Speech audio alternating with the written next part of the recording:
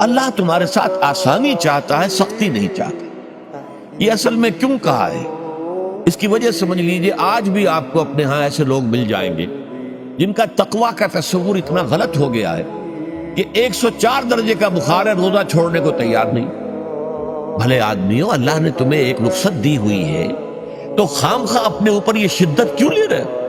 لیکن لیتے، روزہ چھوڑنے کو تیار، روزہ قضا نہیں کرنا۔ سفر پر جا رہے ہیں اور روزہ قضا کرنے کو تیار نہیں۔ ایک موقع پر ایک غزوے کے دوران ایسا ہوا کہ کچھ لوگوں نے روزہ رکھا ہوا تھا، لیکن وہ اتنے یوں سمجھیے مزمحل ہو گئے کہ جب پڑاؤ پر پہنچے تو جن کا روزہ نہیں تھا انہوں نے تو بڑی چاق و چوبند طریقے سے خیمے نصب کیے، سارا بندوبست کیا، اور یہ جا کر بے سدھ ہو کر بے ہوش ہو کر گر پڑے۔ تو حضور نے فرمایا ان کو دیکھ کر، لیس من البر الصیام فی السفر، سفر میں روزہ رکھنا یہ کوئی نیکی کا کام نہیں ہے، یہ نیکی کا غلط تصور ہے کہ جو تم نے اپنے اختیار کر لیا، یہ تمہارے اندر تشدد پسندی پیدا ہو رہی ہے۔